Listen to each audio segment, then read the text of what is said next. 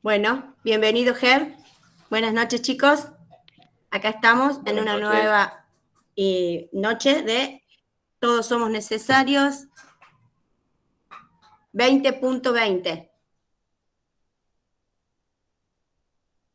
Buenísimo. ¿Largamos, Sandrita, entonces? Sí, sí, sí, Dale, estamos. bueno, Yo no sé si es bueno, mi compu, por las dudas. No te veo muy bien la imagen tuya. Eh, a los otros sí, pero tu imagen no se ve muy clara, No, pero debe ser tu compu, Sandra. Yo la veo bien. perfecto. Yo por las dudas, si me voy de la reunión porque tengo mal el internet, sigan ustedes, ¿no? dale, perfecto. Bueno, Sí, ante todo, darles buenas noches a todos, espero que estén muy bien, que estén arrancando de 10 la semana. Eh, Me acuerdo una vez pasado por el patio de las Palmeras y estaba la Sandrita con Silvia, con la doctora Mina, almorzando ahí en el patio, en el bar del patio de las Palmeras, del doctorado. Y me pararon y me comentaron de este proyecto, de si quería formar parte, que me hiciera cargo de coordinar la parte de estomatología. Y para mí fue una alegría enorme porque la verdad que siempre estuve en contacto con, no con trabajos de extensión y puntualmente, pero sí con tratar de hacer este tipo de salidas, de dar una mano a la gente, de vincularse con la sociedad, que creo que son ámbitos de super crecimiento. Y qué mejor de algo que es, ustedes los que me conocen saben que soy un loquito apasionado de la estomatología. Cuando hacíamos actividad de campo, me tocó ir 2 veces a Tasma, las 2 veces una mejor que la otra, y seguramente si seguimos haciendo las actividades, cada vez nos íbamos a superar más. Estas son algunas de las fotos. Esperemos que pronto volvamos a ir a Tasma todos juntos, actividades que tanto nos emocionan y nos llenan el corazón, y más a los profes que hace un montón que están yendo. Dentro de todo yo soy uno de los más hábitos del grupo. Bueno, quiero que a partir de ahora los que quieran preguntar algo, que conecten los micrófonos, que se haga bien descontracturado, que traten de sacarse todas las dudas, si quieren preguntar algo, si quieren aportar algo. Yo este Power lo armé parte del año pasado, ahora lo modifiqué un poquito y traté de compartir 3 puntos centrales. Uno, ¿cuál fue la experiencia estomatológica cuando estábamos en campo, en los trabajos de campo? Dos, algo que es fundamental, que es el diagnóstico precoz de que es lo que es el cáncer bucal, que es uno de los ejes centrales de la estomatología y que le podemos salvar una vida al paciente, nada más y nada menos, y de enfermedades de transmisión sexual, que ustedes saben que en los últimos años es como que ha resurgido, sobre todo la sífilis, y hacer un poquito, un breve raconto sobre las lesiones más frecuentes que hemos visto en los pacientitos que hemos analizado y examinado en campo. Por eso lo titulé Experiencia de la estomatología en los trabajos de campo prepandemia. Esta foto la saqué la última vez que fuimos, fue en octubre, bueno, ahora ya dentro de poquito va a ser 2 años, en octubre del 2019, por subirnos al colectivo de la universidad a las 5 a.m. para ir a Tasma, y justamente ese día se conmemoraba el Día Mundial de Prevención del Cáncer de Mama, y estaba todo el pabellón argentino hermosamente iluminado en rosa. Y fue, creo que por acá está la fotito, a ver, esta foto que está acá, con todo el grupo completo. Y fue la verdad que una linda señal. Bien, vamos a empezar un poquito. Este fue uno de los casos más interesantes que vimos cuando fuimos a Tasma, que la foto la sacó una de las chicas, una de las alumnas, y nosotros nos dividimos cuando íbamos a Tasma en los pacientes que llegaban al Zoom y a los consultorios, y otro grupo que iban en las camionetas del grupo brocheriano a diferentes casas. Y en esta oportunidad eh, pudimos encontrar esta paciente que no se podía movilizar, por eso la vimos en la casa, con este labio, ¿no? Que es un labio totalmente que está enfermo. Cuando, bueno, ya la mayoría cursó o está cursando estomatología, ustedes saben que las patologías del labio afectan sobre todo el labio inferior y están más asociados a factores como, por ejemplo, el efecto dañino del sol. Tasma es un lugar donde la patología labial está muy condicionada por la parte climática. A veces hay una zona muy árida, son labios que están súper traumatizados y también erosionados por el mismo efecto deleterio de las radiaciones ultravioletas, porque muchos de estos pacientes pasan mucho tiempo, quizás la mayoría de las veces por cuestiones laborales, expuestas al sol. Y este paciente no solamente tenía lesiones en el labio inferior, sino también en el labio superior.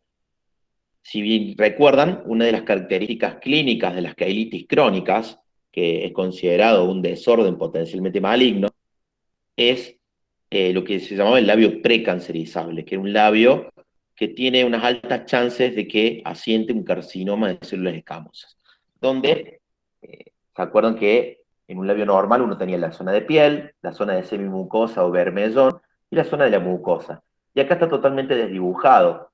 Hay una invasión cutánea de la parte de piel sobre la semimucosa, y la parte semimucosa sobre la parte de mucosa. O sea que eh, la parte de la mucosa, que tiene que estar normalmente hacia adentro de la cavidad bucal, está expuesta hacia afuera, un labio inferior hipotónico, y además se le agregan otras lesiones elementales, sobre todo la costra, erosiones que no tienden a cicatrizar, otras costras, múltiples surcos, y esto habla también de que es una lesión de larga data, crónica en el tiempo.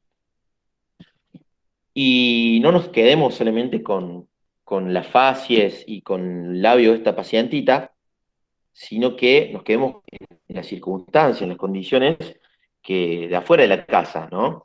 Donde son condiciones, este es el lugar donde sacan agua para el consumo, y donde son agua de subsuelo, de napa, donde sinceramente no sé bien en qué condiciones hay en cuanto a iones. Si hay, no sé si creo que uno de los doc hacía un trabajo que medía flúor y arsénico.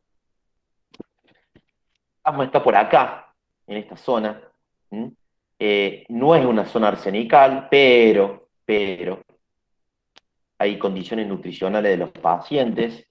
Eh, Actualmente se sabe que la combinación entre el flúor y el arsénico son dos iones que podrían actuar sinérgicamente. ¿Mm? Mucha exposición solar del labio, un clima que sobre todo en invierno es seco y frío, y es ideal para que se instalen queilopatías, sobre todo queilitis actínicas y sobre todo queilitis crónicas.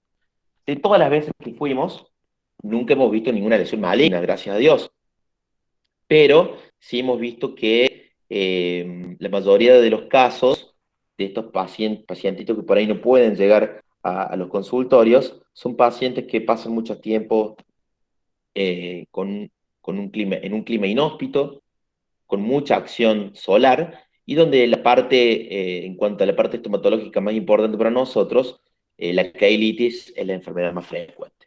¿Estamos? Solamente para un dato de color, las zonas arsenicales de Córdoba son zonas que rodean la laguna de Mar Chica, zona de Belleville, y zona del sur, lindando con La Pampa. ¿Se acuerdan? El ACRE, el hidroarsenicismo crónico regional endémico, inicialmente se llamaba enfermedad o síndrome de Belleville, porque en unos lugares en el país donde más arsénico hay en las aguas de consumo humano, y que es una condición que se mantiene hasta el día de la fecha. Bueno, eso como para hacer una pequeña introducción.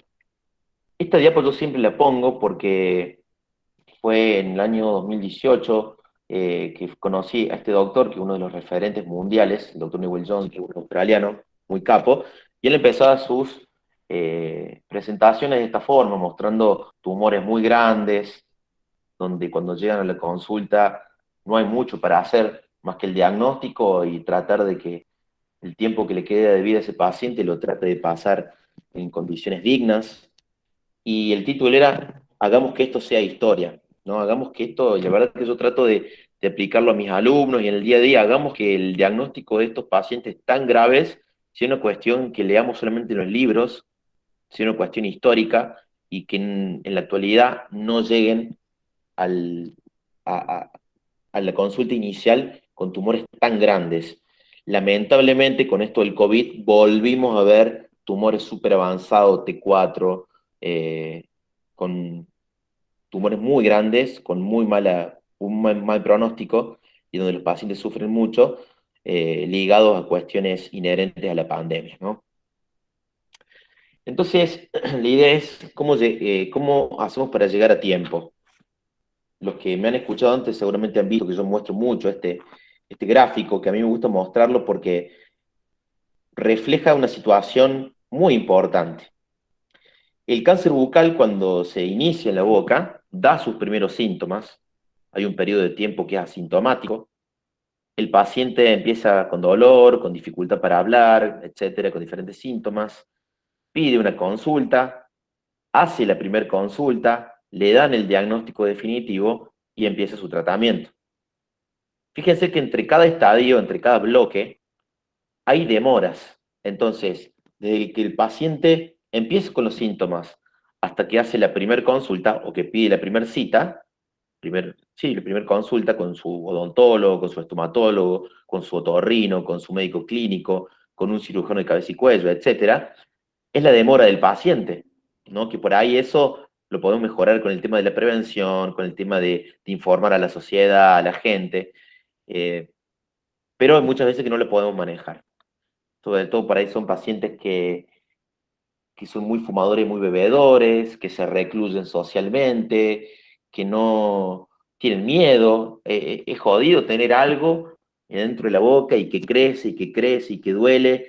Y uno ya empieza a decir, che, y si voy y me dicen que es un cáncer, entonces hay muchos pacientes que tienen mucho miedo de escuchar esa noticia y tardan, pero esa tardanza a la larga les trae más problemas. El problema que nosotros, la cuestión que tenemos que manejar muy bien, ustedes como futuros colegas, y lo que nosotros desde estomatología preconizamos a nuestros colegas, es esto, que no tardemos en hacer un diagnóstico precoz. Entonces, de que hay una primera consulta hasta el diagnóstico definitivo. Yo hace poquito publiqué en mi Instagram un post que decía, decirle no al buchecito, porque últimamente cada vez vemos más pacientes con cánceres iniciales o que han pasado por muchos profesionales y le dan el buchecito. Ya se te va a ir buchecito con manzanilla, buchecito con agua oxigenada, buchecito con bicarbonato, buchecito, buchecito, buchecito, sin hacer diagnóstico. Entonces, como yo siempre digo, es como querer cazar una paloma y tirar un tiro al aire con los ojos cerrados. Si cae la paloma es de casualidad, no es porque nosotros estamos haciendo un buen tiro. Si se cura la lesión con un buchecito sin hacer diagnóstico, es pura casualidad. Y una vez que nosotros hacemos el diagnóstico, después hay una demora en el tratamiento, que con todo esto del COVID también apareció ese resurgimiento de la demora en el tratamiento.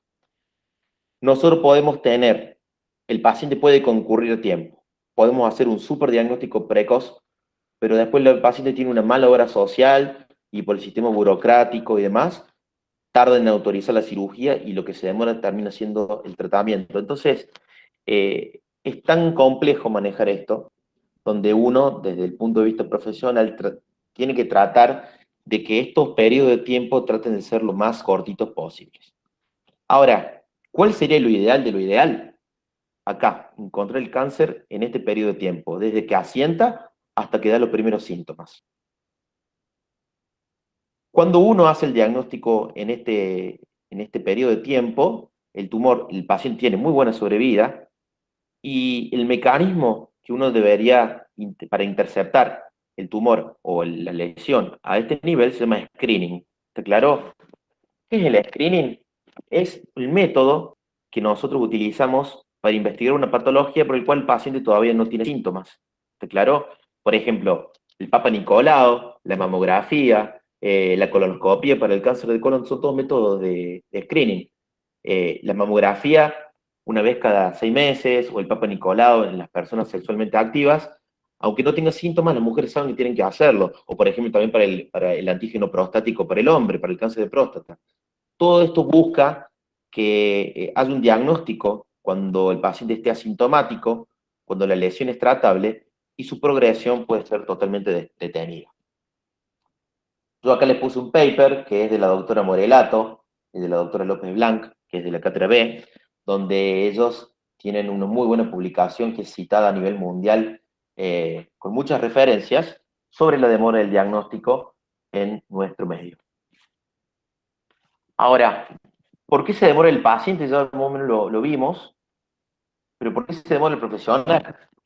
Muchas veces el profesional se demora por no practicar un examen clínico completo. Por eso cuando vimos a TASMA, antes de hacer la extracción, antes de hacer las operatorias, antes de hacer cualquier prestación odontológica, siempre el examen de los tejidos blandos es de rutina.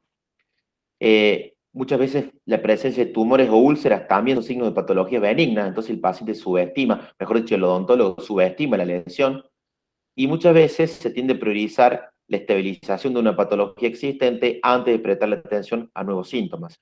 El paciente viene con un dolor de muelas tremendo, y bueno, le pongo todas las pilas a la pulpitis, y después me olvido de hacer el examen general y subestimo otras lesiones u otros síntomas que tiene ese paciente. Y bueno, este dibujito es de lo que representa muchas veces lo que no queremos que pase. Por ejemplo, en este caso, llegó una paciente en la primera consulta y el odontólogo le dice, bueno, te voy a dar un enjuague bucal, esto se tiene que ir en una semana, vuelve a la semana con la lesión, dice, bueno, ahora vamos a probar un antibiótico, vuelve a la tercera semana, entonces debe ser una infección por hongos, te voy a dar un antimicótico o anda a la farmacia. Por mientras pasaron 3 semanas. Si fuese una lesión benigna, bueno, no sería tan trascendente, pero si es un cáncer, 3 semanas significa muchísimo tiempo que el paciente ha perdido. Entonces, cuando nosotros hablamos de screening o de monitoreo, que es lo mismo, son sinónimos, hay 3 tipos. El poblacional masivo, que prácticamente es impracticable o inviable porque es cuando se monitorea a toda la población. Es imposible. El oportunista y el de grupos de riesgo. El oportunista, el monitoreo oportunista es el paciente llega a la consulta odontológica para hacerse un implante, para hacerse una incrustación, para hacerse un baño de flúor, por X motivo, pero yo lo siento y antes de hacer eso le hago el examen completo. Y el de grupos de riesgo son diferentes grupos donde los pacientes están agrupados en lugares geográficos donde hay alto riesgo de cáncer bucal, o alto riesgo de presentar lesiones de precáncer, y donde yo le tengo que prestar especial atención.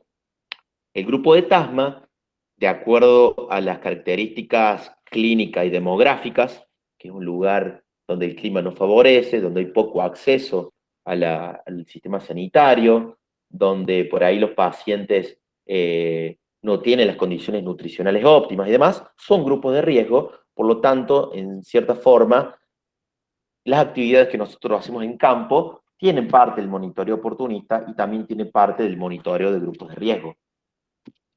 Un claro ejemplo del monitoreo de grupos de riesgo, ustedes saben que los lugares en el mundo donde más cáncer bucal hay en el sudeste asiático, en la India, entonces se hacen campañas y van a diferentes poblaciones y los sanitaristas, los estomatólogos hacen prevención. Fíjense acá en una familia le están mostrando la manifestación del cáncer bucal, hacen inspección bucal y hacen también, bueno, palpación de ganglios y demás.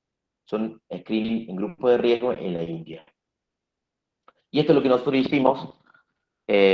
Muchos me criticaron porque no tenía guantes, pero con el baja lengua y sin contacto en épocas de no COVID no había tanto problema. Ahí está una de las chicas, creo que era Mercedes, esta Meli. Y hacíamos entonces un monitoreo oportunístico de grupos de riesgo, fíjense acá dentro de la iglesia de TASMA, de este cura brochero. Conglomeramos a la gente y hacemos este examen. ¿Es un examen minucioso, centímetro por centímetro de la mucosa bucal? No, es rápido. Borde de lengua por un lado, borde de lengua por el otro, mucosa bucal de un lado, del otro, y nada más. Y tiene que ser algo rápido. Y preguntarle rápidamente las condiciones o si el paciente está sufriendo alguna lesión intrabucal, o alguna molestia, o algún abultamiento en el cuello, que esa es otra. Muchas veces hay carcinomas ocultos, donde el clínico ve el carcinoma por un aumento de la adenopatía metastásica del cuello y no por la misma lesión per se. Entonces, el screening oportunista es el examen de la mucosa bucal cuando los pacientes consultan por otras circunstancias. Y que es un examen rutinario que se impone desde el grado. Sobre todo, del lugar más frecuente del cáncer dentro de la boca, que es el borde de la lengua. Bien, ¿y se acuerdan cuando, bueno, cuando por ejemplo habían visto en estómago, o para los que van a cursar, los diferentes grados de Papa Nicolau, cuando uno se asusta, cuando hay un grado 4, un grado 5, cuando hay posibilidad de cáncer o que hay células ya neoplásicas? ¿Cuándo nosotros podríamos decir que ese examen oportunístico es positivo? Acuérdense de la banderita de Canadá.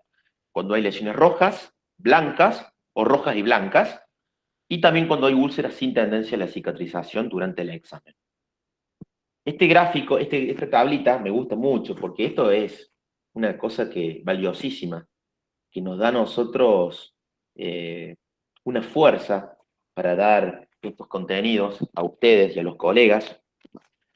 Fíjense, en un examen bucal a ojo pelado o a ojo desnudo, que se le suele llamar, tienen la misma sensibilidad y la especificidad que la mamografía, o parecido, que la mamografía y el frotis de cuello de útero, o sea, el Papa Nicolau.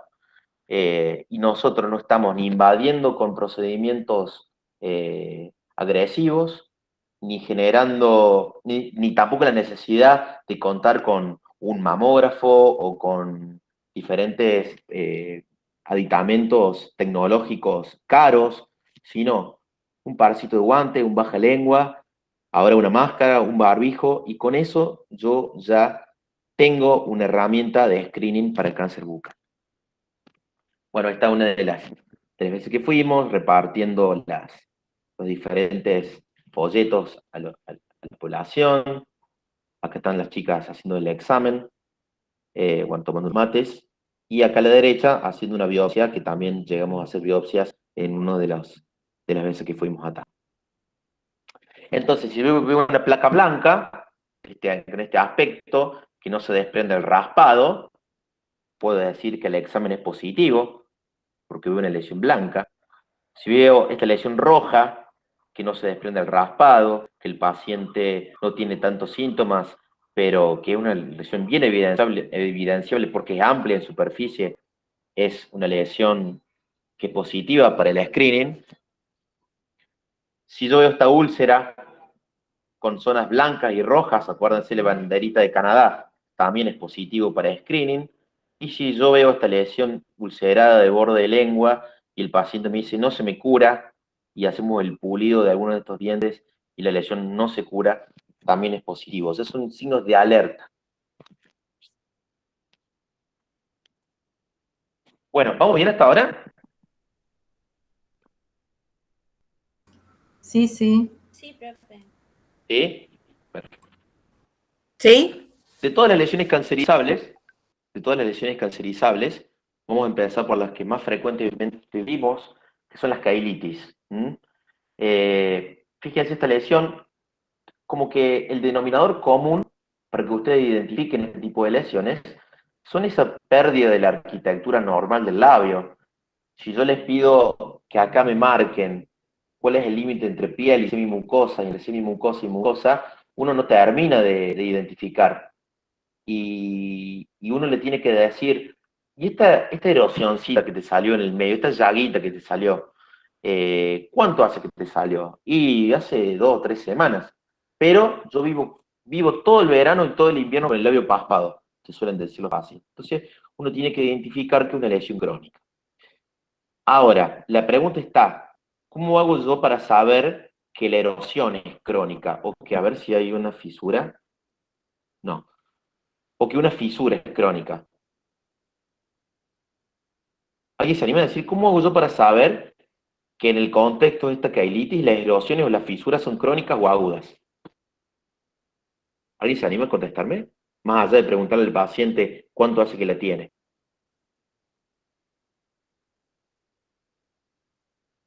Puede ser, profe, que era que veíamos si aparecían, desaparecían y después volvían a aparecer. Y era si aparecía en el mismo lugar, era crónica, y si aparecía en distintas zonas, era agudo. Excelente, esa es la pregunta. Si el paciente nos dice que la lesión aparece y desaparece en diferentes zonas, son quelitis agudas a repetición. Entonces aparece acá, después se cura acá y aparece. ¿Tienen algún problema? O sea, ¿pueden llegar a traer algún tipo de inconveniente? Es poco probable.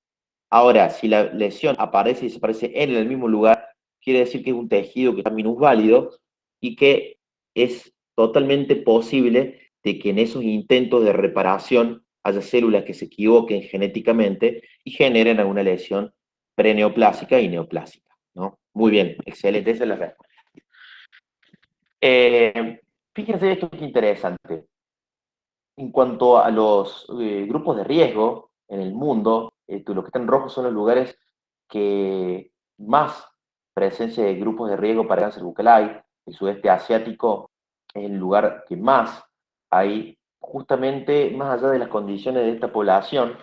En esta zona del mundo mastican una nuez que viene de una palmera enorme, que es la nuez de Betel, que así como es un hábito cultural, así como nosotros tenemos el mate, bueno, ellos tienen la masticación del betel, que es un producto súper carcinogénico y que después fue evolucionando ese hábito y así como nosotros le ponemos plantita de poleo y menta peperina, ellos le mezclan con tabaco y pastas con alquitrán y eso que es carcinogénico se vuelve súper carcinogénico. Hay lugares de África también. Fíjense que acá está marcadito Francia, porque hay lugares en Francia donde se consume mucho champán, y de ahí viene, bueno, el nombre del lugar, y hay mucho consumo de alcohol. En Brasil hay alta prevalencia de cáncer bucal, y si bien Argentina está en verde, ¿eh? Tenemos los registros de cáncer bucal de nuestra base de datos del Ministerio de Salud absolutamente desactualizado, con una alta tasa de subestimación de las... Entonces, todo lo que la información que le llegan a la OMS y los organismos mundiales es una información con subregistros, no es que estemos bien. Yo creo que hay sectores donde hay fuertes incrementos de poblaciones de alto riesgo de cáncer bucal. Una de ellas son los lugares donde hay alto consumo de aguas contaminadas con arsénico y por supuesto poblaciones donde hay mucho consumo de agua arsenical. Estamos viendo pacientes jóvenes que vienen de áreas donde hay mucho manejo de pesticidas, no solamente con patología de cáncer bucal, sino con otro tipo de enfermedades linfoproliferativas como linfomas y demás.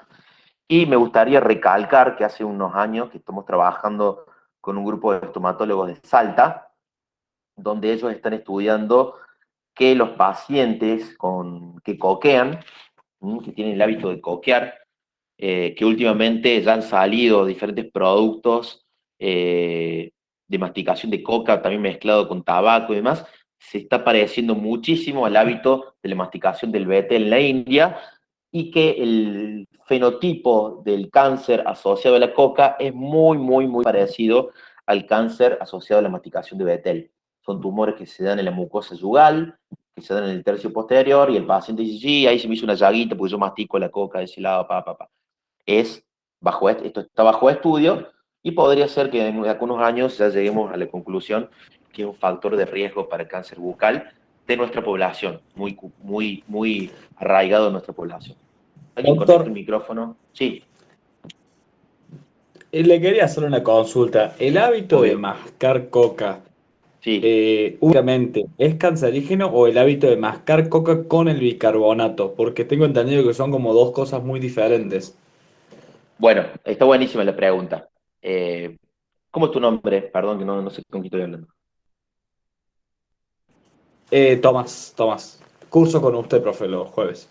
Ah, bueno, está buenísimo. Todavía no llegamos con ustedes a ver cáncer, pero vos fíjate que la carcinogénesis bucal es tan apasionante como compleja, porque hay pacientes que fuman, que toman, que se drogan, que tienen HPV, que tienen todos los boletos, han picado todos los boletos para hacer el cáncer y no hacen ningún tumor.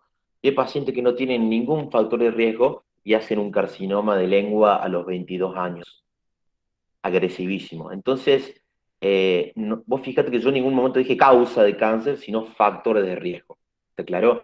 Entonces, uno cuando registra en la historia clínica diferentes factores, registra factores de riesgo. ¿Qué es un factor de riesgo? Es algo que te suma el riesgo para generar alguna lesión bucal maligna o premaligna, pero no directamente asociado a que sí o sí vas a hacer un cáncer. ¿Está claro? Lo que sí, si hay algún factor de riesgo más importante que el otro, podríamos decir que hay factores que están súper estudiados, como el tabaco y el alcohol, y hay algunos que están muy poco estudiados, como es, por ejemplo, el rol del trauma, que es nuestra línea principal de investigación, e incluso esto que estamos hablando de la coca, que es algo que es muy, muy reciente, y se los cuento. Evidentemente, la composición de la coca asociada al bicarbonato es totalmente diferente a la coca sola, e incluso se le agrega la gista, si no me equivoco, que algún salteño me desburre, son cenizas volcánicas que tienen componentes carcinogénicos tremendos y que, oh casualidad, dentro de las diferentes mezclas que hacen en el sudeste asiático, también una de las mezclas es una pasta con ceniza y hay un montón de venenos, alquitrán.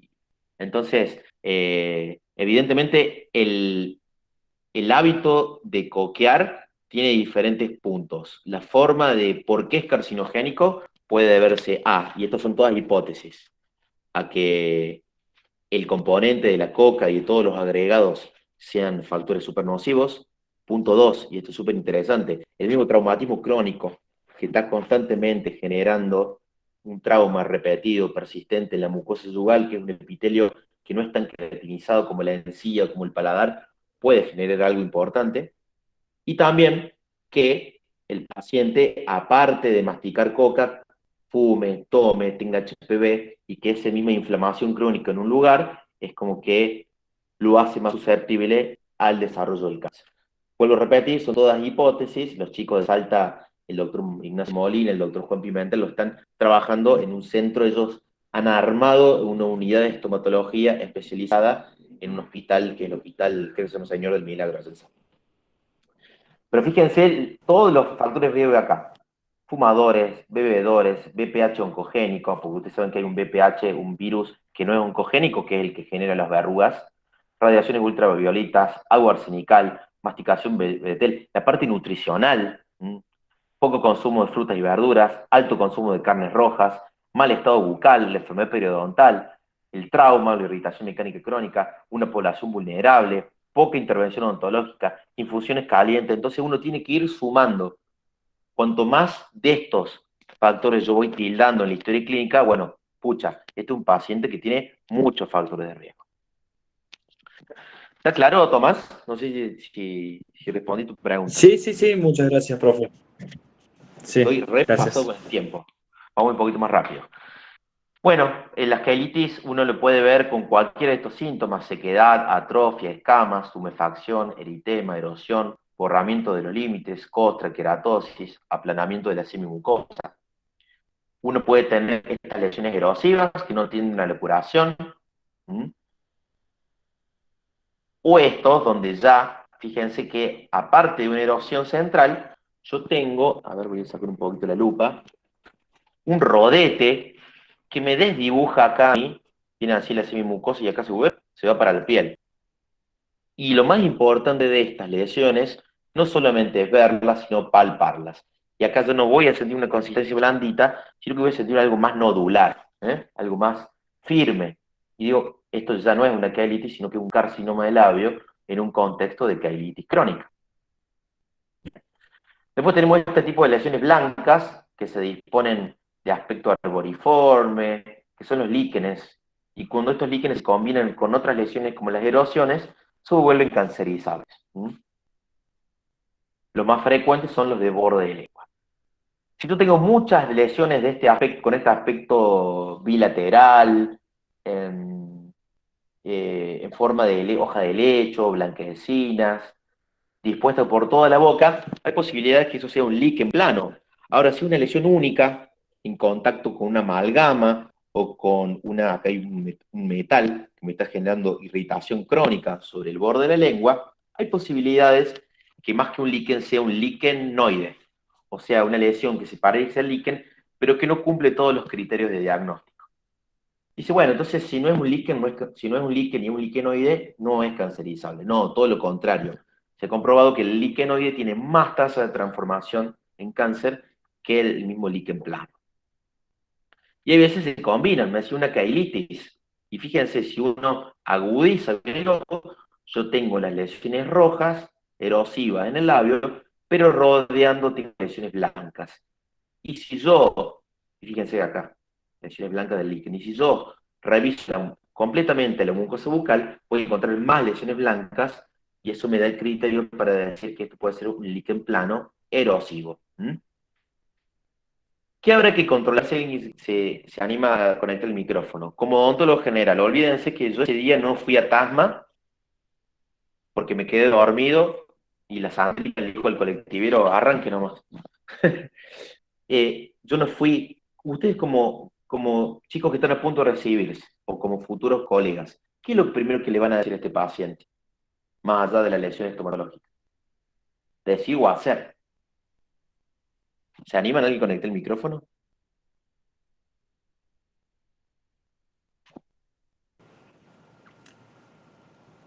Puede ser, profe, a mí se me ocurre controlar los ganglios. Bueno, ponele, hay ganglios inflamados, aumento de volumen. Vamos a palpar los ganglios, está bien, como para terminar de cerrar el examen estomatológico y encuentro varios ganglios. ¿Qué más? ¿Alguien se prende? Profe, ¿podríamos hacer alguna biopsia por precaución o no? Antes de la biopsia. Pónganse en la mente como odontólogos. Saquemos un poquito también el que hoy la clase es estomatología, pero Puede ser que lo primero que le, puede ser que lo primero que Palpamos se la lesión. consulta ese aprieto, rechina los dientes hace muchos años por esa faceta de desgaste. bueno, ponele. Está tibio, por ahí viene la mano. Más que el tema de bruxismo, Yo, le ¿me planteo la escuchás? situación. Van a tanto, van el viaje, yo no ¿Se me voy. escucha? Sí, Profe, Sí, Constanza. yo le consultaría que si sufre estrés, qué tipo de trabajo tiene, y además también le consultaría si cuando fuma, si es fumador, se apoya el cigarrillo. Pero iría más por el lado bueno, del estrés, fácil. por el bruxismo. Bueno, seguimos ahí dando vuelta en la nebulosa, pero todavía no quiero que me cuenten, o capaz que yo no le estoy pidiendo la forma de preguntar. Ese día yo no fui, saben que había una lesión estomatológica, le hacen toda la historia clínica, presumen que puede ser un líquen erosivo, junto con una caelitis, un paciente que no fuma, que sí pasa mucho tiempo al sol, pero que algo más, se les tiene que prender la lamparita. A ver si les puedo guiar. Si está ocluyendo bien, profe. Bueno, volvemos con el tema del La higiene bruxismo. bucal, Vemos si Ahí hay está otras lesiones, si le duele, si no le duele en otra zona. Sí, hay otras lesiones. la higiene que tiene el paciente, profe. ¿Cómo? ¿Cómo? La higiene, preguntarle sobre la higiene. Ahí está. Ahí me va buscando más. ¿Qué verían de la higiene o cómo abordarían ese tema?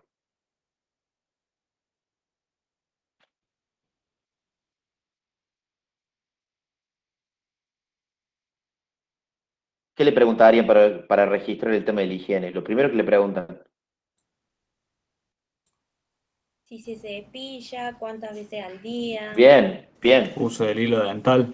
bien, bien. Entonces Si decir, tiene no, cepillos mucho tiempo. no, decir, no, perdón la expresión, no, yo no me voy a cepillar, dice, si me duele todo el labio, lo tengo todo cortajeado, lo tengo el labio. Y no hay forma que meta un Nazaret dentífrico te dentro de dice esa boca. ¿Cómo? Nazaret dice tabaco. Bueno, ya dijimos que no es fumador, pero tienen que poner especial atención acá en la higiene del Perdón. paciente. ¿Por qué? ¿Por qué es tan importante en esta foto, en esta lesión, el tema periodontal?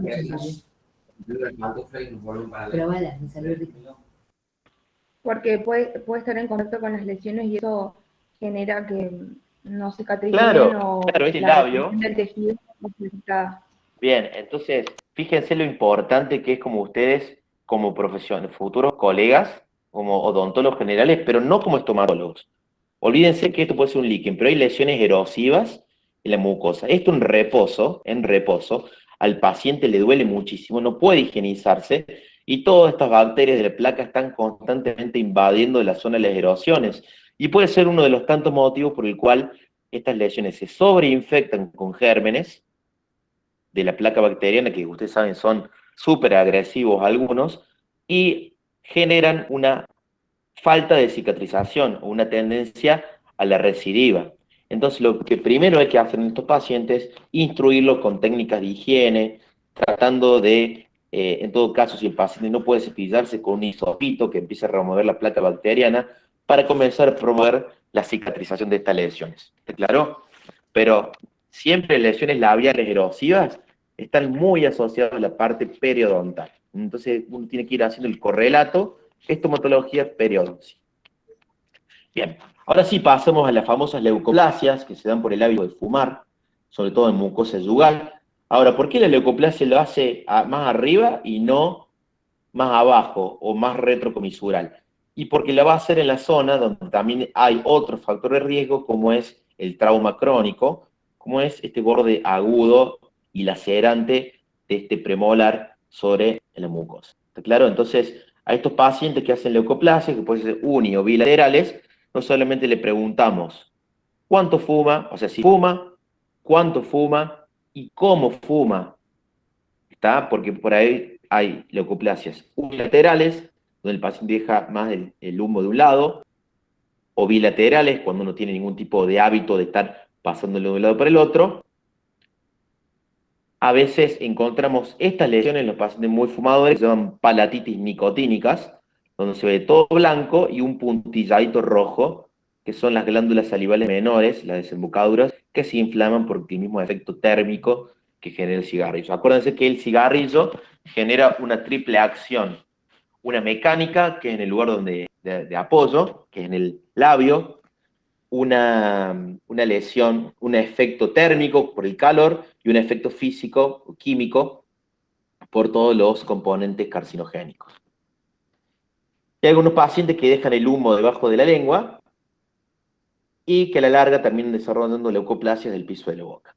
¿Cuáles son las que más tienen riesgo de transformación? Las de borde de lengua, presten atención a esto porque esto es algo relativamente nuevo que salió en los últimos meses. ¿Cuáles son las leucoplasias que tienen más riesgo de transformación?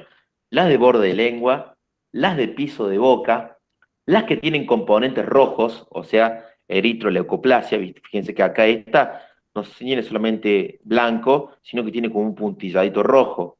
Esa incrementa el riesgo de transformación. Y ahora presten atención, porque no están escuchando mal, sino que cuando se generan leucoplasias en pacientes no fumadores, cuando hay, sobre todo en mujeres posmenopáusicas, no fumadoras, y con lesiones blancas de tipo de leucoplasia, hay altas chances de transformación. ¿Está? Bien, y esto me gustó mucho porque yo es algo que venía leyendo hace unos meses antes de la pandemia, y el año pasado cuando escuché una de los talleres de las nutricionistas, habló del licopeno. El licopeno es un producto que tiene el tomate, que es un antioxidante tremendo, que tiene muchísimas características y particularidades, como reducir el colesterol en sangre, reducir la presión arterial, prevenir enfermedades cardíacas y demás, pero tiene una función genética, de regular la función genética y evitar el estrés oxidativo. El estrés oxidativo son, a ver cómo les puedo explicar muy sencillamente. Cuando empiezan los procesos de carcinogénesis, las células generan mucho estrés oxidativo, mucha oxidación, y eso genera daño tisular y promueve el cáncer, no solamente de boca, sino en otras partes del organismo. Y se demostró que el licopeno, en las dietas donde hay mucho tomate, promueve evitar que se genere ese estrés oxidativo, al menos dentro de la boca. Por eso se lo propuso como un tratamiento no quirúrgico para las leucoplasias. ustedes saben que la leucoplasia que no se va a transformar es la que no está en la boca, por lo tanto, es indicativo hacer la extirpación quirúrgica. Estamos tratando de generar un protocolo con tratamiento con licopeno, tanto en comprimidos como en gel, o si no con dietas con alto contenido de tomate. Y una particularidad interesante es que el tomate, cuando se lo procesa y se lo cocina, las concentraciones de licopeno aumentan, por lo tanto la salsa de tomate y demás tienen más concentraciones que el tomate crudo. Entonces, por ejemplo, ustedes saben que las carnes rojas y el asado, asadas, todo el producto de la combustión del carbón y la leña y demás, son súper carcinogénicas, sumados a las carnes rojas. Entonces, para reducir el carcinogénesis del asadito, le metemos una ensaladita con mucho tomate y listo, le damos para adelante. Bueno, como para ir cerrando esta primera parte, lo más importante de la prevención de cáncer bucal, hay una prevención primaria, secundaria y terciaria. Lo que nos compete a nosotros es el conocimiento de hacerles conocer a nuestros pacientes los estilos de vida saludables, dieta saludable, protección con radiación para las radiaciones ultravioletas, por lo menos a la comunidad de campo en la que estamos inmersos nosotros, que conozcan los factores de riesgo, sobre todo el tabaco y alcohol, promover, sobre todo en los pequeños, la inmunización contra el virus del papiloma humano y la vacuna, que ya han estado trabajando en eso. Y bueno, después la secundaria y la terciaria es cuando ya está diagnosticado la lesión. Bueno, las lesiones que más frecuente vimos cuando fuimos fueron las lesiones reactivas, y este es uno de los casos. ¿A qué me refiero yo con lesiones reactivas? Es cuando hay un factor inflamatorio crónico local que el tejido no reacciona generando una lesión displásica que me vaya a preocupar, sino que el tejido genera una lesión aumentando el número de células y no la calidad. Entonces forman tumores hiperplásticos benignos. Uy, perdón, me salí la presentación. Disculpas.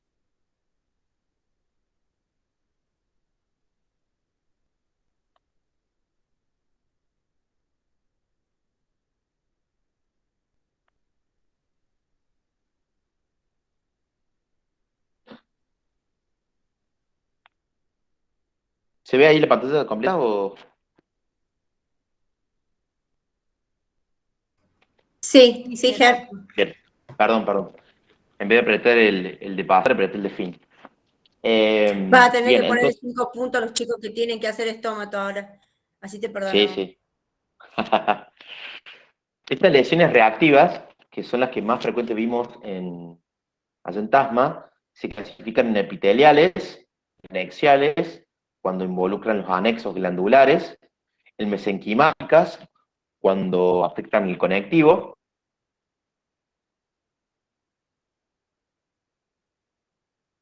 Una de las características de las lesiones reactivas, de los tumores hiperplásicos simples, como es la nomenclatura ideal, es que uno conoce cuál es el origen. Ejemplo, diagnosticamos un paciente con un lipoma. ¿Por qué le sale lipoma al paciente? Y son tumores que son idiopáticos, no hay mucho conocimiento. Ahora, ¿por qué salió un pseudopapiloma de amneusio? Y porque el paciente se morde y succionaba. Claro, entonces yo sé la causa. Esta causa puede ser entonces una respuesta exagerada del tejido, la obstrucción de los conductos glandulares en el caso de los mucoceles y las ránulas, excitación hiperplásica por trauma crónico. Hay en algunos casos, por ejemplo, las verrugas por BPH son considerados tumores hiperplásicos simples, epiteliales. Hay causas farmacológicas, como son las hiperplasias gingivales por fármacos, y también fenómenos reparativos. Muchas veces, cuando hay un traumatismo en la boca y se genera una cicatriz, por ejemplo, sería un correlato de lo que pasa con los queloides. El tejido repara en forma, no regulada, y genera una cicatriz queloide, también es considerado un tumor hiperplásico simple. Entonces, una de las cuestiones más interesantes y que les vengo a mostrar, y para tratar de abrir los ojos pero con calma, son cuando encontramos verruguitas en los niños. Uno ve estas lesiones verrugosas e inmediatamente, esto es un nenito, a ver si está la otra. Bien.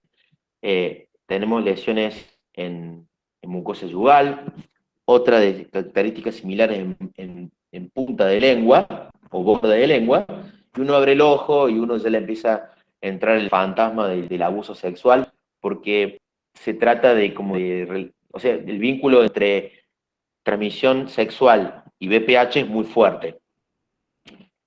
Sabemos hoy por hoy que hay otras causas de transmisión del virus del papiloma humano, se encuentran a edades tempranas, ya está reportado en la literatura que puede ser una infección generada durante el parto, si la madre estaba infectada, si tenía una lesión en cuello de útero asociada al virus, y uno tiene que actuar con tranquilidad.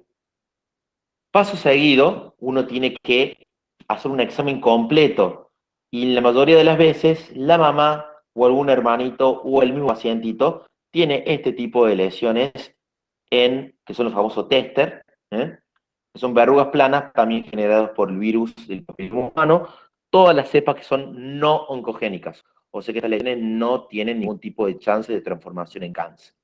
Pero sí, uno como semiólogo tiene que hacer una exploración completa, no solamente de la boca, sino también de otras partes del cuerpo, como por ejemplo los miembros superiores y las manitos.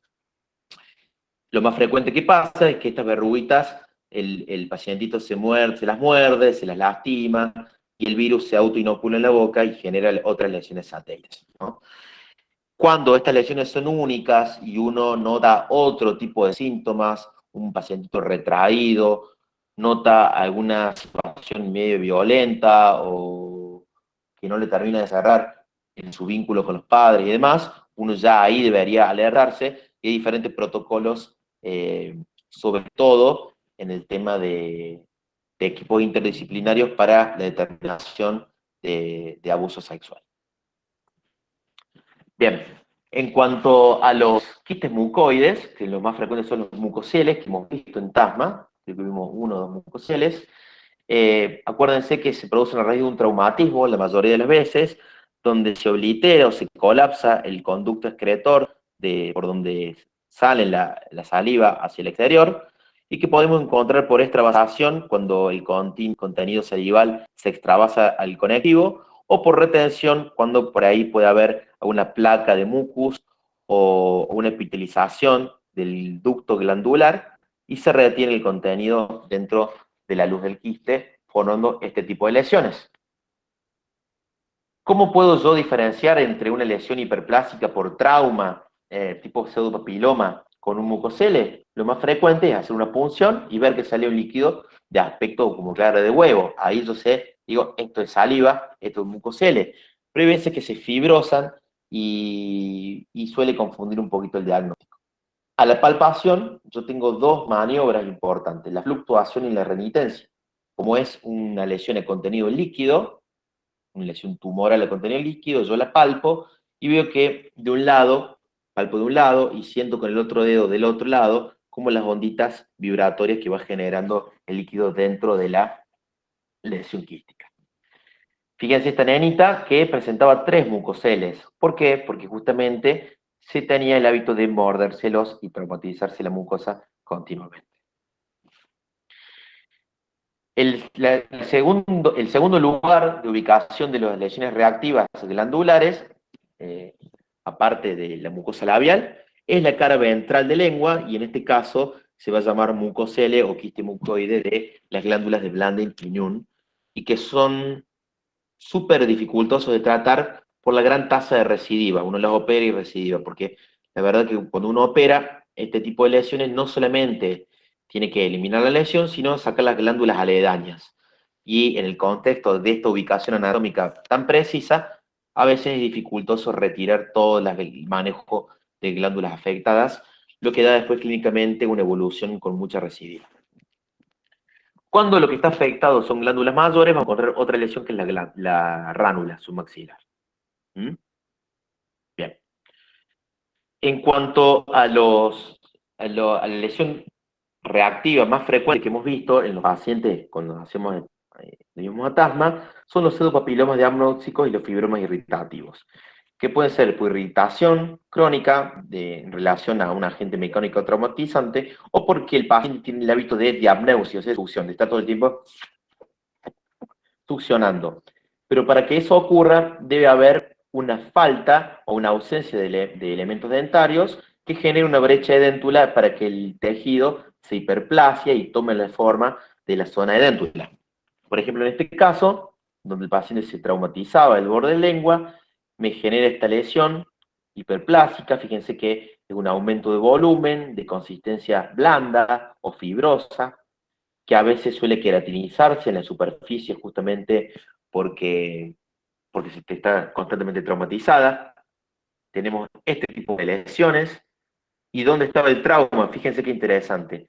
Había un diastema entre los incisivos superiores y cuando tragaba, el paciente metía la lengüita porque ahí entre el espacio interincisivo y generaba este trauma crónico. Imagínense que uno traga 2.500 a 3.000 veces por día, son 2.500 a 3.000 veces que la punta de la lengua se está traumatizando y la punta de la lengua hace una hernia, tomando la forma de la brecha, no edéntula, sino del diástema.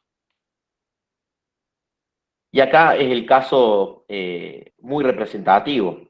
Está la lesión clínicamente objetivable, que se ve como un pólipo fibroso que cuelga con una base pediculada, la zona edéntula y el hábito de diagnóstico de succión del paciente. Entonces, cuando están presentes las tres cosas, yo junto criterios diagnósticos para decir, esto es un pseudopapiloma diagnóstico o un fibroma irritativo. Y este casito es bastante interesante porque el paciente vino con esta lesión rara, ¿no? Diría Barassi, raro. Que parecía que en el medio tenía un ojal y que por el ojal había secreción purulenta y a veces hay infecciones de tejidos blandos, pero era muy raro. Y cuando empezamos a indagar un poquito más, el paciente sacó el piercing y se lo colocó. Entonces esto era una lesión hiperplásica reactiva de una fístula que había generado un piercing. Caso interesante para... Las hiperplasias paraprotéticas tienen el mismo efecto el mismo origen que estas lesiones reactivas, pero se combinan con un basculamiento protético. Una de las cosas más interesantes de la hiperplasia protética como que tiene dos fases, una fase inflamatoria donde yo veo rojo y con zonas de úlcera, y una fase reactiva donde yo veo los mamelones bien rosa pálido del color de la mucosa. Esto me llega a mí a pensar que histológicamente tiene un componente inflamatorio por muchos vasos sanguíneos y un componente fibroso que le da la parte rosada, ¿no? Entonces, eso me tiene que hacer pensar a mí que si la lesión tiene dos perfiles, uno bien inflamatorio y el otro bien fibroso, mi tratamiento tiene que seguir dos partes. Primero sacar la parte inflamatoria, eliminando el trauma, y después sacar la parte fibrosa, haciendo la eliminación completa de la lesión. A veces, con solo remover el trauma, estas úlceras curan y a veces hay una involución completa de estas hiperplasias paraprotéticas. Pero a veces es tan exuberante el tejido conectivo que se ha formado que yo necesito pasar a una segunda instancia de hacer la cirugía. Acá tenemos otra lesión que no solamente genera una hiperplasia en el reborde, sino también en la mucosa labial. Esta es la clásica hiperplasia paraprotética.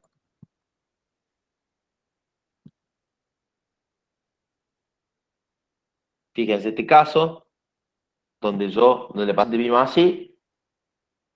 Si yo palpo esto y es blandito, no tiene ningún tipo de induración, pero con un explorador, una pincita de algodón, yo puedo abrir estos mamelones que tienen como formitas de hojitas de libro o de folios, y que seguramente en alguno de esos encaja la prótesis. El paciente vino sin la prótesis porque era imposible poder utilizarla. Pero esto es para que vean cómo está la relación causa-efecto entre la lesión hiperplásica y la lesión y la prótesis.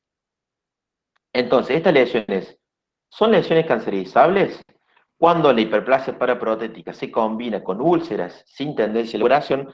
Podríamos decir que más que una hiperplasia paraprotética son úlceras traumáticas crónicas, y en esta ubicación de piso de boca son lesiones que uno debería prestarle un poquito de atención, ¿no?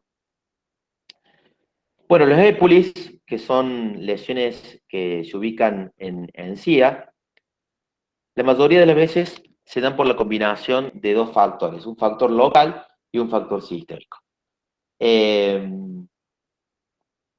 Los factores locales más frecuentes son la presencia de placa bacteriana activa y la presencia de tártaro, y los factores sistémicos están asociados a, sobre todo, patologías endocrino-metabólicas, pacientes diabéticos descompensados, pacientes con alguna patología hormonal, o con, por ejemplo, es muy frecuente de ver en mujeres que estén tomando anticonceptivos, o si uno lee el libro de Grispan va a ver que encuentra estos 3 picos, donde hay más frecuencia de épulis en las mujeres, en la pubertad, el primer pico, de 20 a 30 años, cuando hay alguna situación de embarazo, y después de los 35 45 años, perdón, después de los 45 años, en la posmenopausia. Entonces siempre coincide con alguno de estos factores. Hay algunos autores que hablan de pacientes con corticoterapia crónica, tienen más tendencias, pero si uno se pone a indagar en estos pacientes con estas lesiones reactivas de encía, lo más frecuente es encontrar la presencia de factores locales sumado a algún factor sistémico. Medio que me paralicé porque hace ya unos años que tratamos de dejar de decir épulis tipo 1. Ustedes saben que épulis, el término épulis, significa epi, arriba, ulis, encía, o sea, arriba de la encía. O sea que cualquier lesión estomatológica que esté en la encía, si yo digo que es un épulis, estaría bien desde el punto de vista etimológico. Pero el épulis tipo 1 corresponde a lo que se llama granuloma piógeno, que cuando se ubica, que puede ubicarse en la encía o también puede ubicarse en cualquier parte de la mucosa bucal. Esta es una pacientita, yo me acuerdo que esto, cuando fui, el primer año que fui jefe de estómato, una de mis alumnas llevó esta paciente, tenía de 17 años, estaba embarazada y presentaba esta lesión que tenía, esta lesión tumoral de encía, con bien eritematosa, muy sangrante. Fíjense el mal estado periodontal que se encuentra en la boquita de esta paciente, ¿no? Entonces, lo que primero hay que hacer antes de proceder a la extirpación quirúrgica es la normalización periodontal de este terreno, ¿no? Hay un lingual que también está comenzando a proliferar la lesión. Entonces, súper importante de comenzar con las técnicas de higiene, de motivar a la paciente, primero tranquilizarla de que no es nada malo. Fíjense en la semana de haber comenzado a hacer la terapia periodontal, cómo se redujo significativamente la lesión. El paciente seguía sin poder controlar el tema del cepillado, pero ya había una reducción y fíjense que ya deja de estar tan rojo. ¿Qué quiere decir eso? Que estamos tratando de eliminar la parte inflamatoria, tratando de que quede en la intimidad de esta lesión solamente la parte fibrosa. Esta es otra lesión, fíjense, un canino que quedó ahí medio entre la retención y la malposición. Claro, el paciente dice, no, pero este me salió muy arriba, así no me lo cepillo. Y tenía mucho tiempo de acumulación de placa bacteriana de cálculo, y se está formando la lesión reactiva. ¿Reactiva qué? Reactiva la inflamación crónica, y a toda la placa periodontopatógena tan agresiva que hay un paciente con mal estado periodontal y que a la larga fue generando esta lesión. Ahora, ojo al piojo, porque, y cada vez que pasa, el fin de semana tuve un caso tremendo, que me consultaron por telemedicina. Muchas de estas lesiones reactivas de encía, ex épulis tipo 1, o granuloma piógeno, son diagnósticos diferenciales de tumores muy graves, como los linfomas, y como los sarcomas, y como los tumores metastásicos de la cavidad bucal.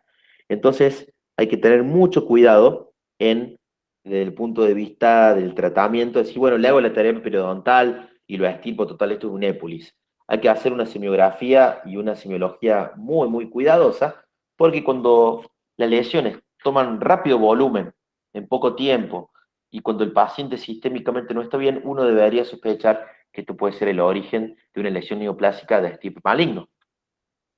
En este caso, de una lesión de rápido crecimiento, la paciente con mal estado periodontal, no sé si se ubican acá, a ver, ven que hay una pieza dentaria dentro de toda la masa tumoral. ¿Y cómo hacemos acá? ¿Cómo nos sacamos la duda? ¿Vamos a esperar hasta hacer el tratamiento periodontal, y si no disminuye y lo estamos tratando periodontalmente y esto es un linfoma, sigue creciendo, bueno, empezamos con la terapia periodontal, pero hacemos una biopsia incisional chiquita para quedarnos tranquilos que esto es una lesión reactiva o no, para decir esto es una lesión tumoral maligna. Y de esa forma yo puedo proceder a hacer el tratamiento correcto.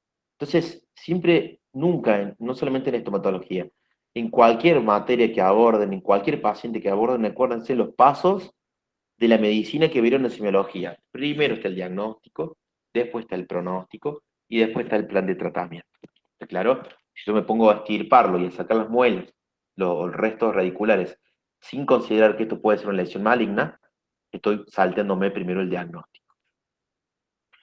Bueno, esto lo voy a pasar un poquito rápido. Cuando ese épulis tipo 1, granuloma piógeno, se encuentra en otra parte que no sea la encía, era lo que llamamos granuloma piógeno o potriomicoma, que es exactamente el mismo tumor, pero de ubicación extragingival.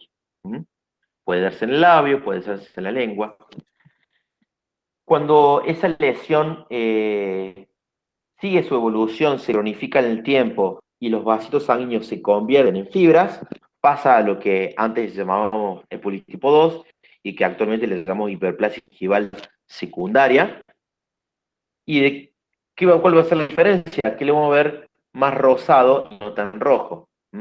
Pero los mecanismos de tratamiento van a ser exactamente lo mismo. Primero eliminar los factores inflamatorios locales y después proceder a la extirpación quirúrgica. Y el épulis tipo 3, o granuloma gigantocelular periférico, la característica diferencial es que son lesiones más graves, que son localmente destructivos. Fíjense que se llama granuloma gigantocelular periférico. Si yo digo periférico es porque hay uno que es central de los huesos maxilares.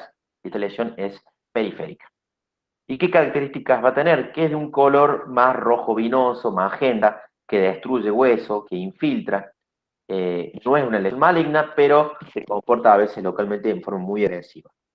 En estos casos, más allá de la parte periodontal, yo tengo la obligación de descartar una patología endocrinológica como es el hiperparatiroidismo. Y en esos casos, si yo diagnostico una lesión reactiva con células gigantes, el épulis tipo 3, por eso llamamos granuloma gigantocelular periférico, y encuentro que ese paciente tiene también, a su vez, hiperparatiroidismo, el cuadro se termina de diagnosticar como tumor pardo del hiperparatiroidismo, que no sé si se acuerdan de anatomía patológica, seguramente lo vieron. Bien, como para terminar de cerrar, vamos a hacer una breve descripción de infecciones de transmisión sexual. En nuestra experiencia, cuando fuimos en el trabajo de campo, no vimos ninguna, pero no estamos exentos de poder encontrarlo una vez que en alguno de los viajes. Esta es una estadística, uy, qué macana, no les traje, bueno, después se lo voy a mandar un paper que hace poquito que publicamos. Esta es la experiencia de nuestra cátedra. Fíjense de los pacientes con sífilis. Fíjense, yo entré en el 2007 a la cátedra, y pasaron 2 años para ver un paciente con sífilis. Yo me acuerdo patente, el primer paciente con sífilis que vi. Y miren a lo largo de los años, esto es de un paciente en el 2009, pasamos a 35 pacientes en el 2019, y actualmente en los consultorios privados, que esos pacientes antes los veíamos en la cátedra, estamos viendo 2 o 3 por semana. O sea que es tremenda lo que fue el resurgimiento de la sífilis. Esto no es solamente en nuestro país, ni en nuestro continente, hasta en los países más desarrollados se ha vuelto un resurgimiento de esta enfermedad. Y los autores hablan del retorno de la sífilis, del resurgimiento, del renacimiento, de la reaparición, de la reemergencia. Antes de la pandemia del coronavirus, ya la OMS decía que había una nueva epidemia de sífilis que hace unos años estaba totalmente erradicado. La sífilis se puede ver, sobre todo desde el punto de vista estomatológico, en 2 periodos, en su periodo inicial y en su periodo secundario. A ver, voy a hacer una pregunta. ¿Por qué es difícil ver el estadio primario? Esto que están viendo ustedes acá es un chancro. ¿Por qué tenemos muchísimo menos chancro, o sea, estadio primario que estadio secundario? Para hacerlos participar un poquito. Puede ser porque no tiene síntomas, entonces el paciente no concurre a la consulta. Uno es ese motivo. ¿El otro, se acuerdan? ¿Puede ser la sífilis decapitada? Bueno, pero en ese caso no está el chancro, pasa directamente al estadio secundario. Entonces, yo digo, ¿por qué es difícil detectar el paciente en el estadio primario? Uno, un motivo es el que dijo la compañera, que es una lesión asintomática. ¿Y el otro? ¿Se Porque está acuerdan? poco Que tiempo. desaparece. Es autorresolutivo. Perdón, no escuché bien. Es autorresolutivo, es autorresolutivo. Entonces, imagínense, le sale una llaguita en el labio o en la lengua, raro en la lengua, no duele, no molesta, no le llama la atención nada, y a las 2 semanas se cura. Entonces, ¿para qué voy a ir al odontólogo? ¿Para qué voy a ir al médico? ¿Eh? Pero hay tanta sífilis que últimamente aún hay pacientes que están concurriendo en estadio primario, algo que solamente lo veíamos en los libros, actualmente estamos viendo muchos chancros sifilíticos. Este es el caso de una mujer de 50 años, una aparición súbita, pero en el caso fue dolorosa. ¿Por qué un chancro puede doler? Porque se puede sobreinfectar con otras bacterias de la piel.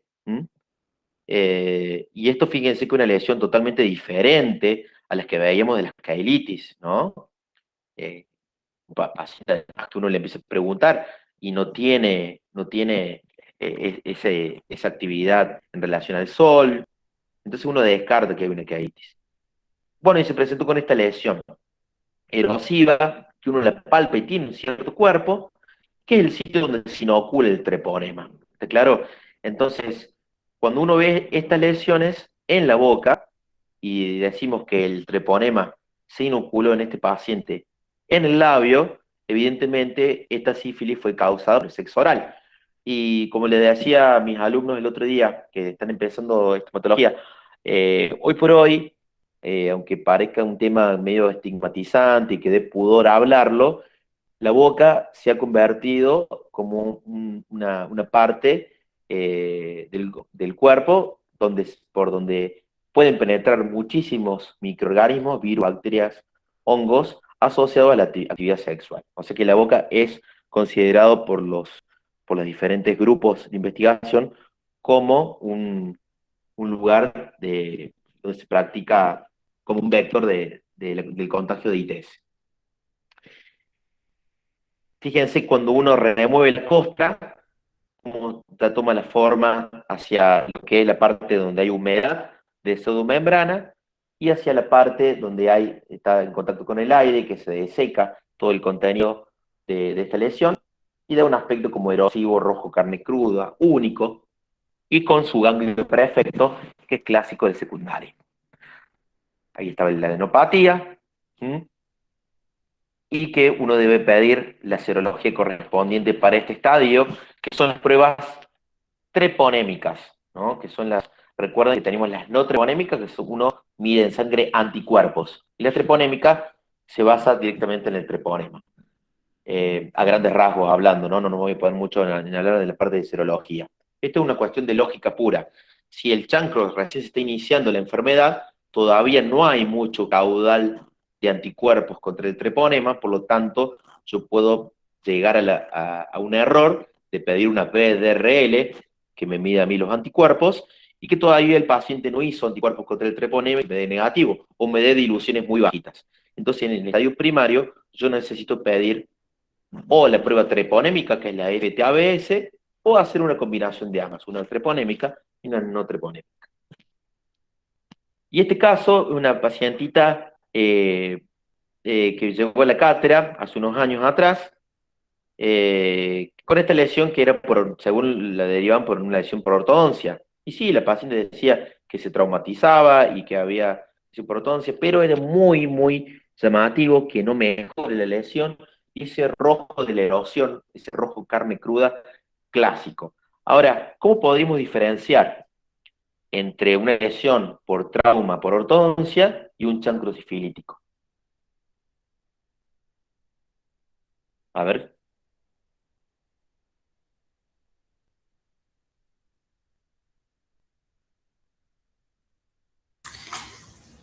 buscando si hay ganglios, si está el ganglio característico. Muy bien, muy bien, muy bien. Buscando que haya ganglios. Yo Hay algo rendí que notamos. yo rendí estómago con usted, profe. El final. Ah, buenísimo. Y me Excelente. tomó esto justo, sífilis.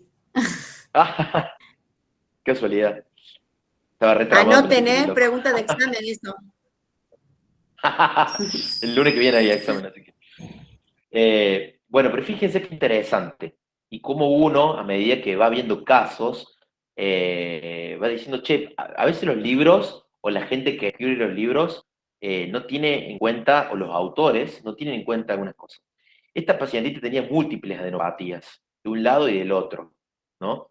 Y uno cuando lee el libro dice que el complejo sifilítico primario tiene un solo ganglio, que tiene múltiples adenopatías, y uno más aumentado de tamaño que el ganglio centinela o ganglio capitano o ganglio efecto.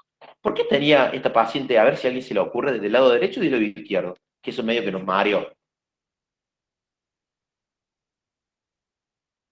Es como que la parte del ganglio del complejo primario, en este caso particular, no, yo siempre digo, no leyó el libro, no leyó bien el libro, la lesión. Tenía adenopatías derechas e izquierdas. ¿A alguien se le ocurre?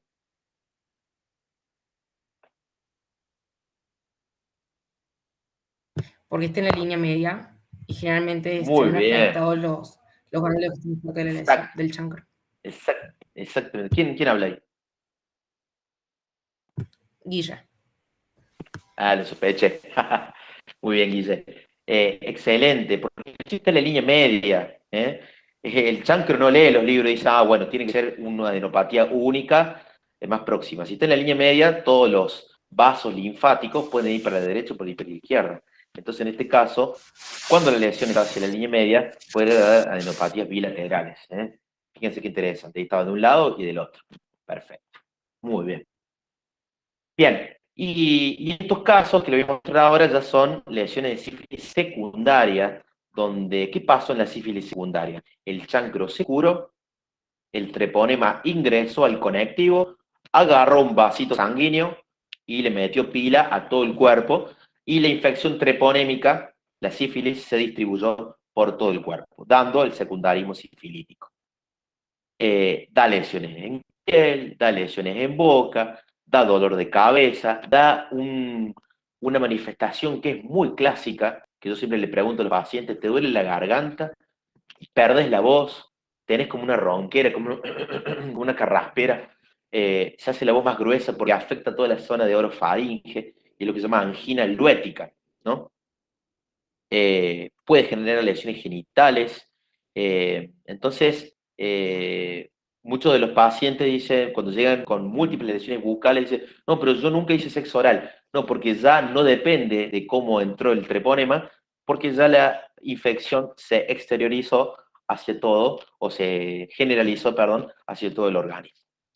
La lesión por excelencia de la sífilis es la pápula sifilítica, que es esa lesión bien circunscripta, y que muchas veces, que hace poquito también tenemos tanto material de sífilis que estamos publicando bastante, aparece con esta forma de cailitis, pero no es la cailitis crónica, sino que es una cailitis comisural y una cailitis fisurada, que se llama falsa cailitis, que es una pápula fisurada, que se ulcera, que duele, porque cuando la paciente abre y cierra la boca, esto se erosiona, entonces genera muchas dificultades. Pero, si uno va para adentro, fíjense lo que eran las lesiones, unos mamelones y unas placas blancas de pápula muy importante. Entonces, en el contexto de estas lesiones blancas, que tienen ese blanco húmedo, que no son leucoplasias, y que otra característica clínica interesante es que van formando como arco de círculo.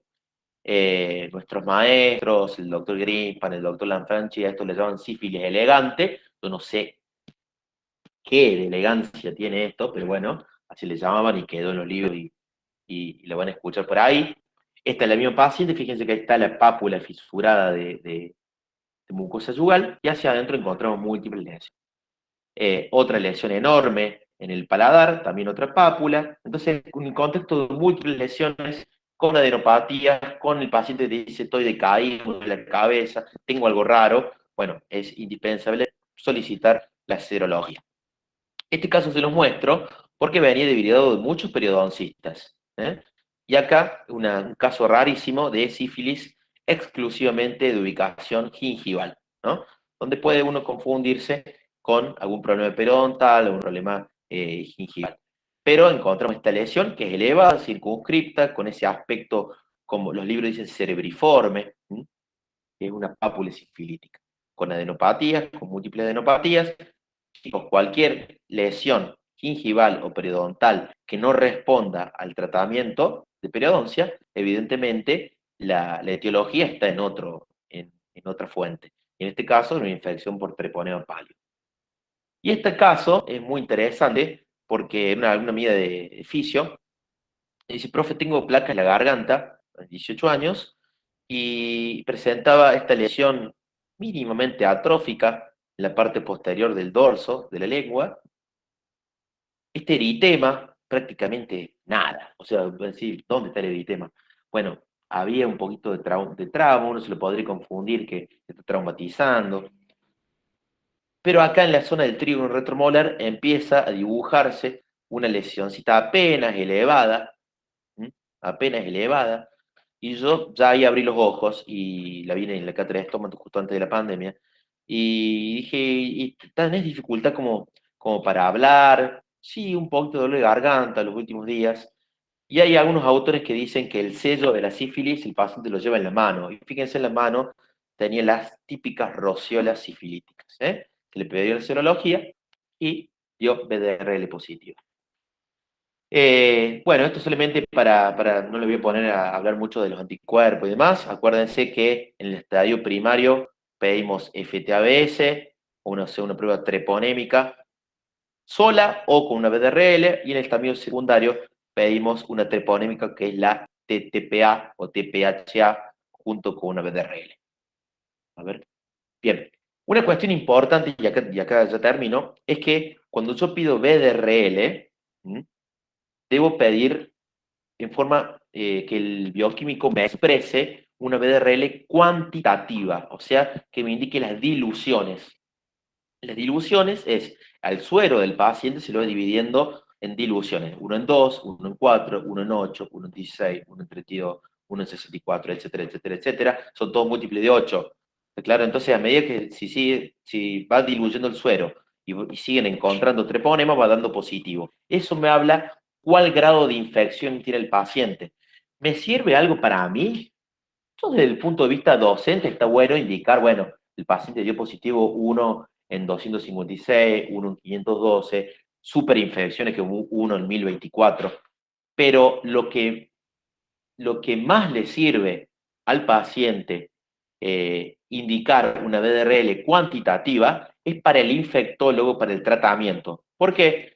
Porque el infectólogo, la primera cita, le va a dar la penicilina, va a tener como un punto de partida que el paciente tenía una BDRL 1 en 32, 1 en 64, y a medida que pasa el tiempo va haciendo nueva serología y BDRL y va viendo cómo van bajando los títulos. Entonces 1 en 64 pasa a la dilución 1 en 32, 1 en 16, 1 en 8, hasta que se ve la curación total del paciente. ¿Está claro? Entonces uno va cotejando si uno va cotejando con la serología, los infectólogos y nosotros desde la clínica, cómo va evolucionando el paciente y cómo va correlacionándolo con variables serológicas y clínicas, la mejoría del paciente tratado. Bueno, esto para terminar, este gráfico me gusta porque habla del bucle del hábito. Siempre el hábito, uno hace una rutina de un hábito cuando hace este bucle. El primer punto es la señal, donde uno tiene que tener la necesidad y el interés por incorporar un hábito en tu vida. El interés es salvarle la vida al paciente, no voy a andar con muchas vueltas, ni tampoco pretendo ser demagogo y vender humo. Solamente yo sé que haciéndole un examen general, yo le puedo salvar la vida al paciente detectando una lesión pequeña. Cuando yo me intereso por esa señal, lo aplico y lo hago una rutina. ¿Está? Cuando esa rutina tiene una recompensa, por ejemplo, Hay chicos que están recién recibidos y sacan la matrícula y al poquito tiempo encuentran una lesión chiquita y me la derivan. Me dicen, profe, nunca más me voy a olvidar, porque tienen la recompensa, la gratitud profesional y se sienten agradecidos en haber hecho este examen completo estomatológico. ¿Por qué? Porque detectaron una lesión temprana y se sienten súper útiles con los pacientes, con la sociedad y con el prójimo, ¿no? Una vez que termina de recompensar ese hábito, ya este bucle se convierte en un hábito. Y que por más que el paciente venga para hacerse un composite, un implante, una topicación con flúor, siempre van a terminar haciendo casi intuitivamente este proceso. Saque la lengua para un lado, para el otro, bueno, listo, no tiene nada, ahora vamos al implante, ahora vamos al topicación con flúor, ahora vamos a la pulpitis, etc. Bueno, que todos somos parte de este cambio, que tratamos en los últimos años ya dejamos de tratar de que los chicos cuando terminen de cursar estomato, cuando hagan estas actividades, salgan estomatólogos. No, no es el objetivo, sino que salgan con los ojitos preparados para detectar lesiones incipientes, independientemente del diagnóstico. Entonces hay que tratar de hacer cambio, tratar de ser parte de ese cambio, solamente para mostrarles algunas de las ideas que se hacen a nivel mundial para combatir, por ejemplo, para la campaña de sacar la lengua del cáncer. Otros hacen inflar el chicle justamente porque muchos de los pacientes que están mutilados por cáncer no lo pueden hacer. Bueno, esta sería una versión yankee de sacar la lengua del cáncer. Bueno, darles las gracias y cualquier duda estoy a disposición de ustedes. Ahí está mi mail, mi Instagram. Y ojalá que pronto con todo el equipo de Todos Somos Necesarios volvamos a hacer alguna actividad presencial, es lo que más anhelamos todos. Por nosotros, pero por sobre todas las cosas, por nuestros pacientes. Y perdón que me reextendí.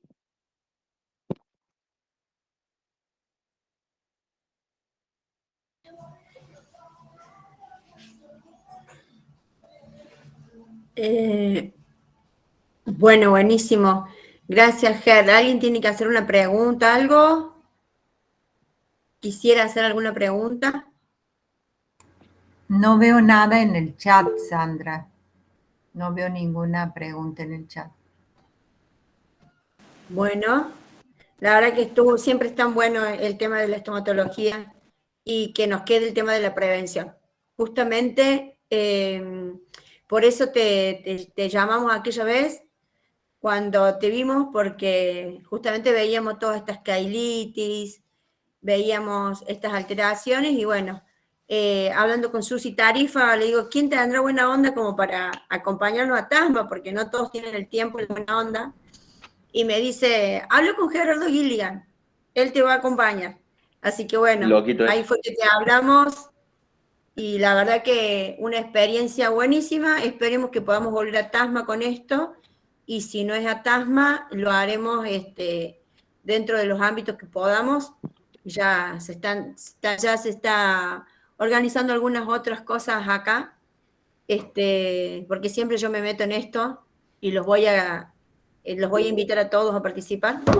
Así que bueno, esperemos que podamos volver a TASMA. Saquen la foto, yo voy sacando la grabación ya. Sandrita, ¿por qué no